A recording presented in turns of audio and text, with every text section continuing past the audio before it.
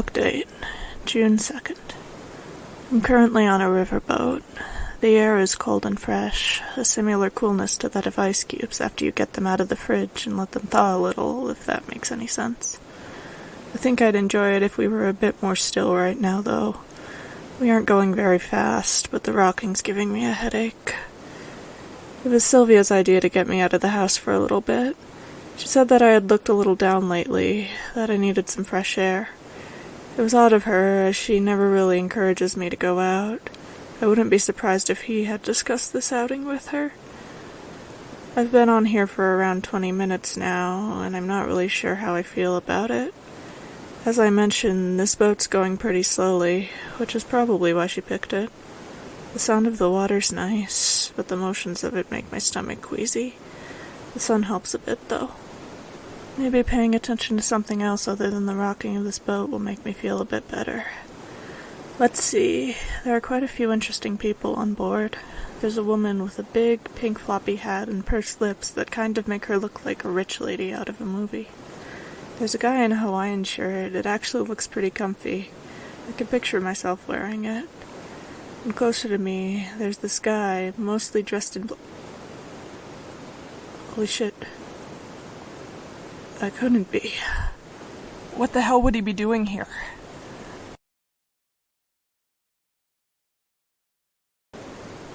Okay. Currently I'm crammed up in a tiny bathroom on this boat. It's kind of like those ones on a plane. It's barely big enough to move in, and it smells like some sort of cleaning supply. It sucks, but it's better for me than outside right now. Because outside on that deck is Erevan Aragon. Dark blue coat, wavy hair, 6-pointed pink star on the hat. Exactly as he looks in the photographs. I know all the rules for going out, for interacting with other people. Sylvia has always made it clear to me that in a situation like this, I need to get up and leave the area as quickly and quietly as I can. But I can't now. I'm on a boat. Unless I decide to jump off and swim away, which would raise a number of problems. I'm guessing the best thing to do now is just try to blend in, act normal. He probably won't come near me unless he thinks I'm doing something odd. Unless he already knows about me. I mean, it would explain why he's here. Sylvia hasn't said anything about a threat to us lately, and if she knew, she certainly wouldn't have let me come out here alone. Just because she doesn't know about it doesn't mean there couldn't be one. Erevan could have picked up rumors about this place or something. I don't think I've done anything that could give me away, but it's completely possible that he might have found information about Sylvia as well. I don't know how it would benefit him to track down a former follower of Kronos. Maybe he's found out about our mansion visits. Maybe he's afraid Sylvia's plotting something. She was Kronos' researcher and high mage. He was only able to track down many of the powerful artifacts he collected because of her knowledge. I think my best option at the moment is to just lay low, call Sylvia, tell her what's going on, then head back out and try to remain inconspicuous. It's probably the best thing we could do right now. I'll close this off for now. Akira, out.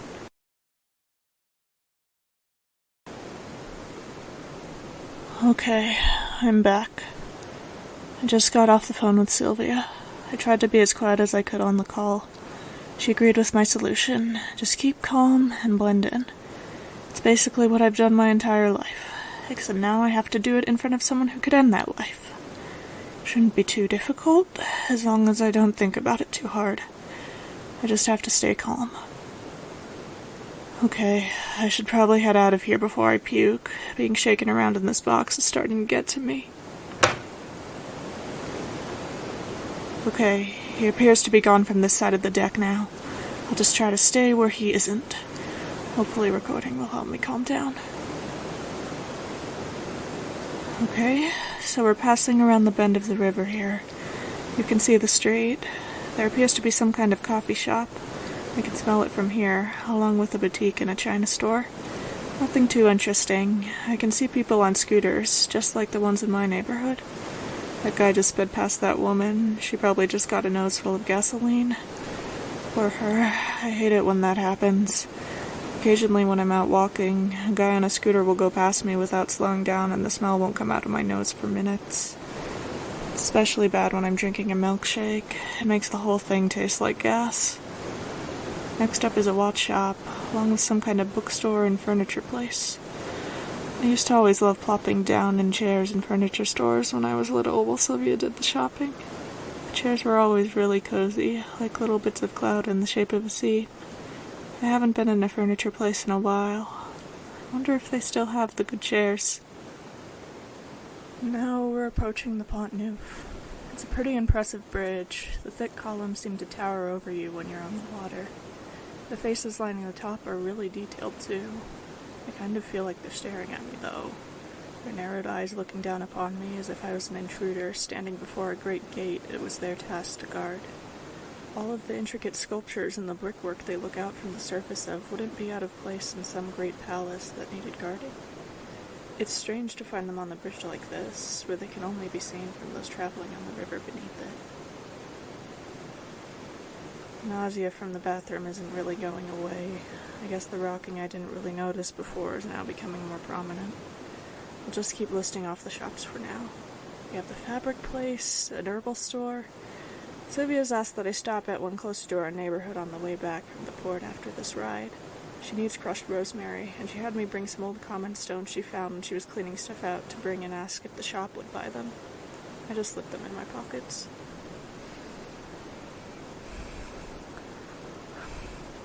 Turning again? There shouldn't be too many bends in the route. I looked this morning.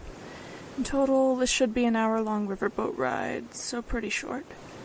It's supposed to take you around to see all of the best sights in Paris. It's kind of like a tourist attraction. I know a lot of people see Paris as a big, beautiful, romantic city, and I do have to say it's a nice place. It's relatively clean. There are some nice cafes that aren't too overpriced. I've never really thought of it as romantic, though. Maybe it's because I've lived nearby it all my life. I mean, a place does kind of lose its aura after you've lived there for a while. I don't think I really felt that original romanticness when I first started living here. It wasn't exactly a happy time for me. Don't get me wrong, it's still a pretty city. I remember when I was little, I was always really impressed with the Eiffel Tower at night. The way it lit up like a giant Christmas light. It was so magical to me. I must say it still is a bit even now. Everyone's looking at me a bit. Probably nothing abnormal. He was staring at some other people a minute ago. He's coming this way. I don't think it'll look good if I try to leave now. Maybe he won't come all the way over. I think it helps with the seasickness if I don't look at the water. The passing buildings make me a bit nauseous too, though. I'm not sure taking this long boat ride was a good idea. It may not be fast, but the boat still sways a lot. Hey. Hey. Yeah, would it be alright if I hang here for a while? Sure. Come here, Star. Oh, I'm sorry. I haven't properly introduced myself yet. I'm Aravan Aragon. Sorry if I was being a little quiet. It's nice to meet you. Correct me if I'm wrong, but I assume you're Aravan Aragon as in the Aravan Aragon? The Crusader? Yeah, you got me. Star over here kind of gives it away, though. You want to say hi to him? Sure. Hey, Star. Sorry, I think he's feeling a little timid. We've run into quite a few people on our way here, you know. They all wanted to see him. He's had a pretty busy day. That's understandable. It's alright. Don't worry about it. So, are you from around here? No, actually. I'm a tourist. Me and my aunt come up here every summer, so I know my way around a bit. I see it's a tradition then. Kind of, yeah. I remember when I was younger, me and my family would go to camp out at this lake in the summer. We just had our tent and sleeping bag, so it got pretty cold at night. It was always fun, though. Me and Star would always try to splash my sister when we went swimming. She always had this big blue squirt gun, though. I don't suppose you've ever seen a great, powerful guardian's reaction to being sprayed in the eyes by a 12-year-old. I'm afraid I haven't. Oh, come on, big guy, I'm just teasing. So, what what exactly brings the great Erevan Aragon to France? Huh. Oh, it's just a vacation. I figured it would be good to get out a bit. Things have been getting stuffy at home. I've been enjoying the sights so far, and the bread is good. The bread is good. I can agree with that. Yeah, a lot of people are surprised to see me and Star here. It's been fun talking to all of them, though. A little girl tried to put flowers in my hair this morning. I think there still might be some petals under my hat. I appreciate littles like her. Must be nice to have a break from your work. Well, I can't say things have been too busy back in London lately. Legend just came out, and I think that's going to be the last book I contribute to for a while. I love to help tell our story. I think it's important, but it can get kind of draining. Honestly, some of the people I work with seem to run off of coffee more than sleep. Your story. Well, it's the story of all of us. Me, Kyoto, Ami, the rest of them.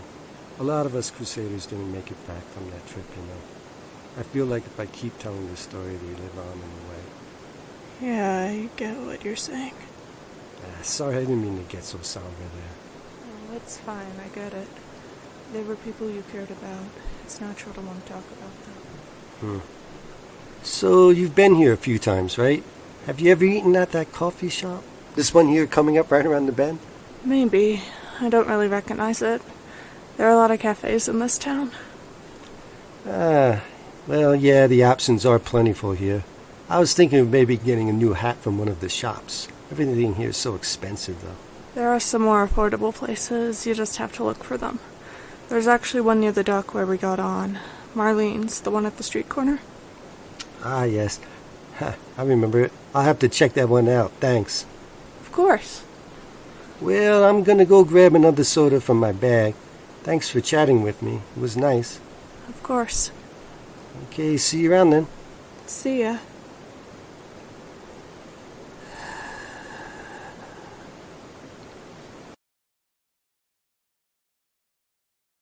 Okay, I'm back. I'm currently in the bathroom at the moment. I feel like I might puke up my breakfast any moment now, but I don't exactly have a better place to record this. I just needed time away from the rest of the crowd here. I know they aren't actually paying attention to me, I just needed privacy.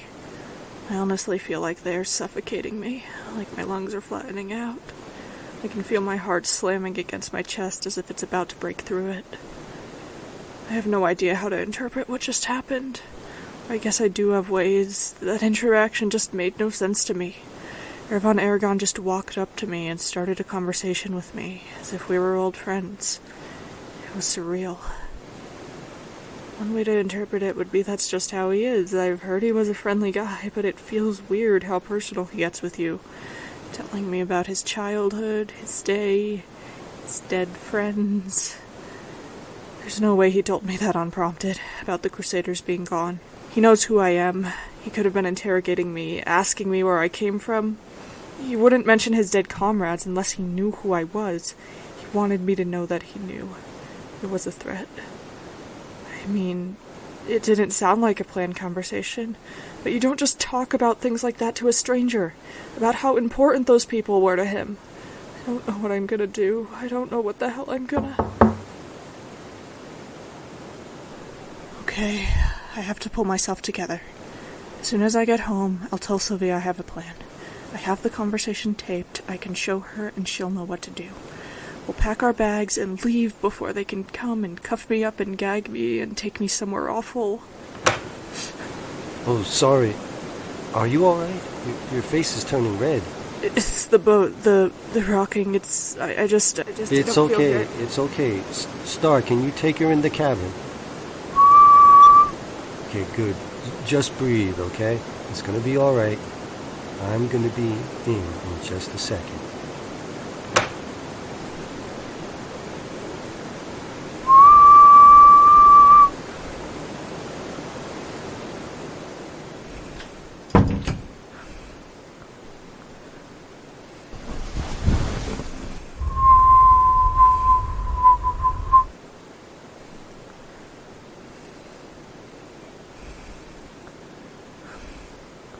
Damn it.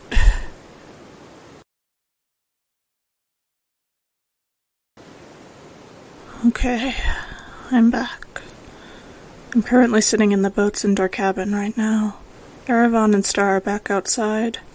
I'm all alone in here now, nothing but me and the stuffy hot air. Apparently he thought I was having a panic attack, which I kind of was. He had Star try to calm me down, which, with the position of things, wasn't very helpful. I began to calm down after a bit, though. I think it was the way Erevan talked to me. He treated me just like he would any other teenager he found having a breakdown in a tiny riverboat bathroom. And the way he looked at me. There was too much softness in his eyes for him to know that he was looking at his worst enemy's spawn. I'm still not completely in the clear. I'm still bringing this recording back to Sylvia. I'm still going to discuss with her what to do about all this. I'm just glad my chances are looking slightly better than before. I'll take that. It's good enough. Oh, hi. Hey, I was just making a call. Sorry about that. Are you feeling okay? Yeah, the motion just makes me queasy. Your parents aren't here with you, right? Or your aunt? Did you bring anything for your stomach? Yeah, I just took some. Okay, good.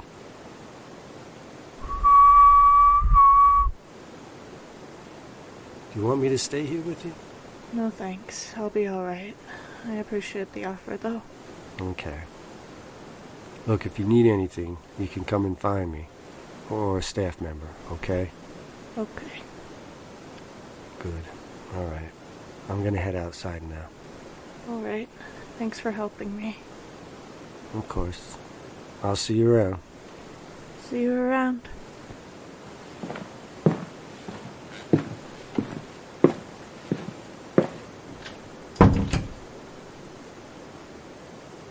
He's a really nice guy. I mean, he comes off kind of strong, but the fact that he took time out of his day to help a panicking teenager he doesn't even know says something about him. I don't know if he knows what I am. I mean, I guess he could be playing nice so I don't suspect anything. Or he could just be oblivious, staring kindly down at a young girl who he hasn't realized has the face of the man who terrorized the world. I don't know. I don't. Well, I guess I'll worry about that when I get home. There's nothing I can really do about it. Huh? I think something's going on out there.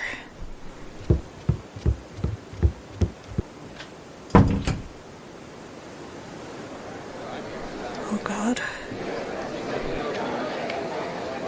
Excuse me, miss. We've got a leak.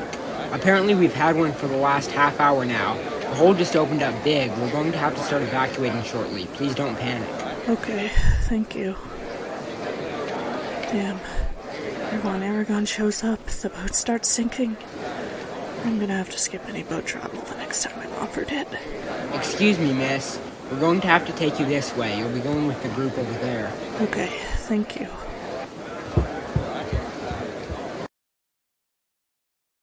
Okay, I'm back. I'm currently in a little group, mostly people my age. We're right by the edge of the boat right now, which is noticeably tilted since we started standing here. I can hear the anxiety in the air of everyone around me. I'm basically recording this to take my mind off my own anxiety. My heart's pounding, my stomach bubbles at every murmur I hear of the voices around me.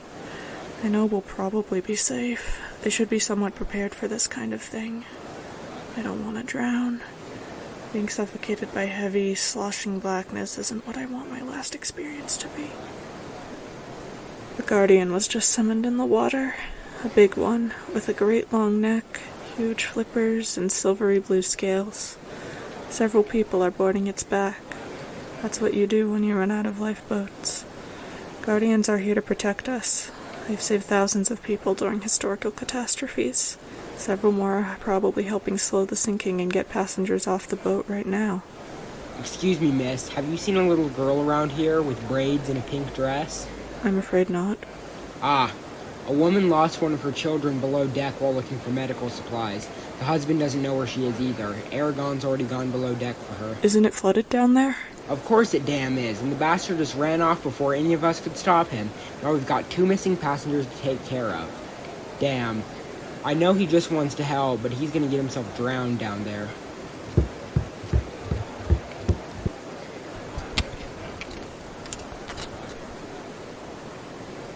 Parting stone, used for pushing back or repelling any physical matter.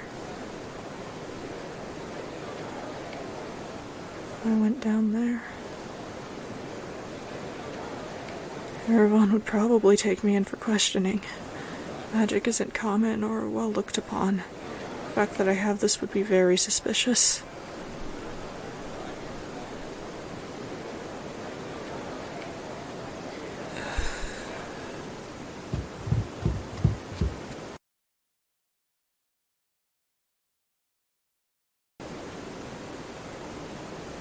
It's so dim down here. All the lights are flickering. I can feel the water slinking under the cuffs of my pants and up my legs. So cold it bites my knees. I can barely hear my own voice over the sound of the water rushing around the corner of the hall. Fishy smell clogs my nose. I feel dizzy. I know it's unlikely I'll get stuck down here, but the fear just keeps tugging at all my insides, insisting that I'm going to end up pinned under a shelf as the water slowly closes around the top of my head. Heart sent Aquay! Thank you. Can you come down here? I hate to ask this of you. You see this big pile of crates? The little one snuck behind them and got herself stuck. I can't get around them like this. Star's working on the left side. Could you give me a hand on the right? Sure. These are real heavy. You wonder what they need all this stuff on the boat for.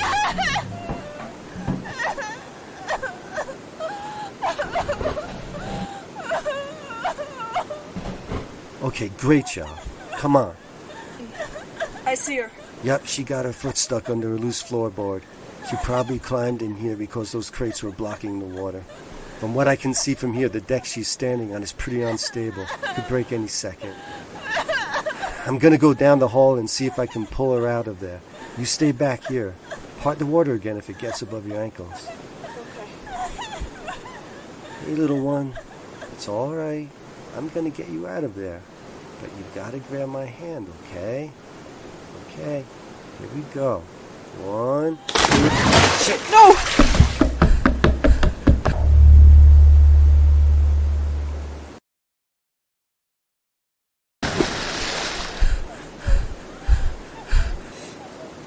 It's okay. I got you.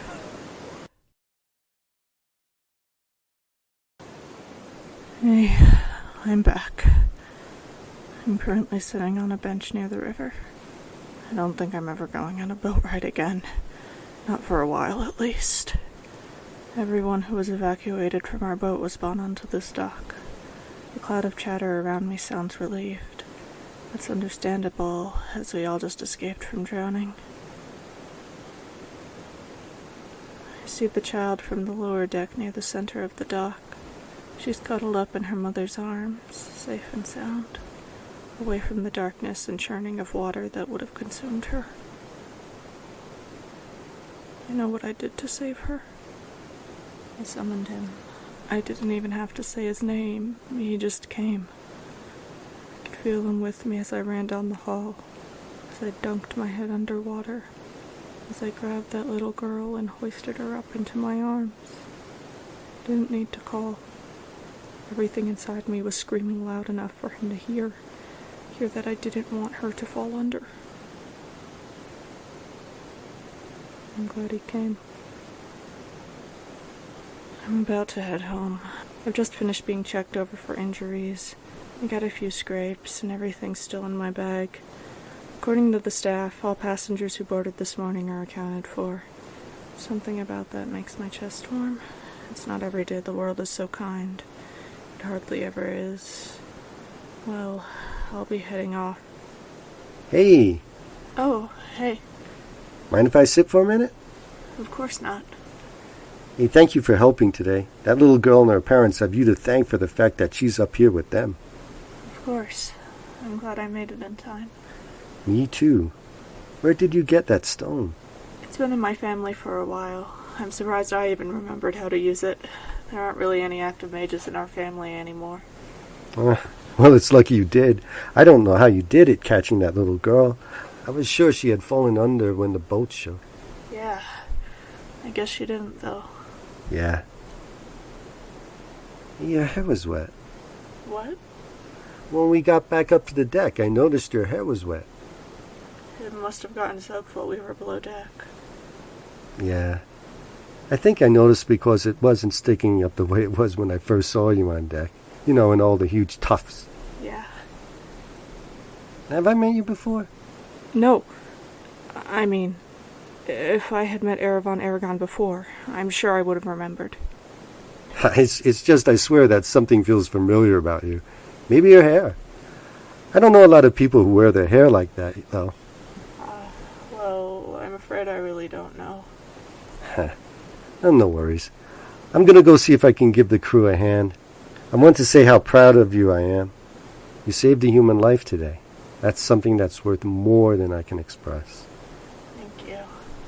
I'm glad I could help. I mean it. Well, I have to head out now. You want to say goodbye, Star? I guess he's still being a bit shy. That's all right. We'll just have to try again if we see each other again sometime. Well, I'll see you around.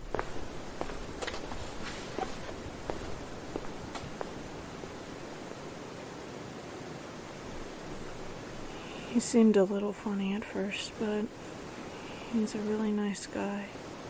He really is. He's the kind of person that would have crossed the world to bring my father to his knees. He didn't deserve all the awful things he did to him. I should probably head home now. Sylvia will worry.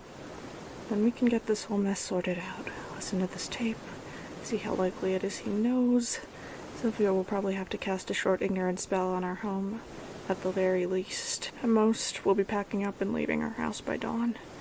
I should have been smarter about talking to him. Maybe I should have tried to get away the second he began walking towards me on the deck. Then I wouldn't have been there to catch that child when she fell.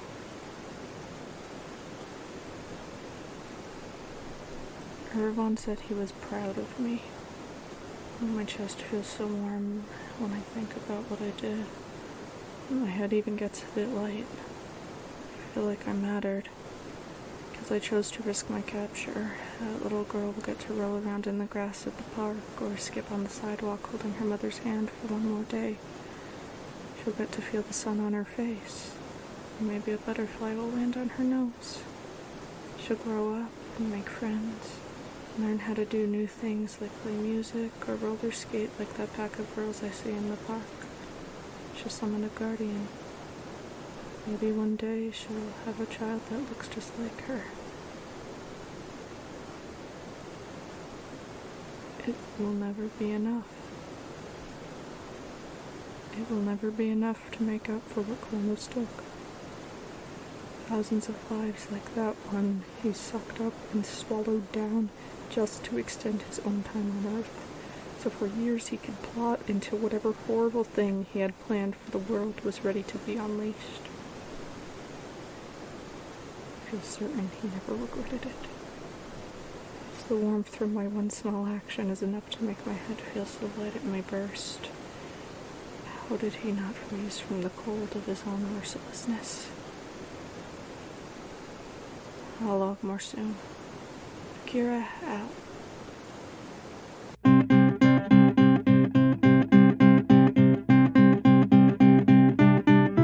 Hey, thanks for listening to The Girl Who Could Stop Time. If you're interested in getting news and updates about our podcast, please consider subscribing to our socials at Akira GWCST on Twitter, At the-girl-who-could-stop-time on Tumblr. and at The Girl Who Could Stop Time on Instagram. Also consider subscribing to our YouTube channel at The Girl Who Could Stop Time. And check out our official website, thegirlwhocouldstoptime.podbean.com. The voice of Akira was done by Kira Fleming. The voice of Erevan Aragon was done by Timothy Fleming. The voice of the crew member was done by Jack Ingram. The script for this episode was written by Kira Fleming. The script for this episode was edited by Heather Fleming. Title theme, Uncertainty, was composed and performed by Timothy Fleming. Ending theme, Warmth, was composed and performed by Timothy Fleming. This episode was edited using Ferrite Recording Studio. We hope you enjoyed the episode and will tune in for Akira's next entry.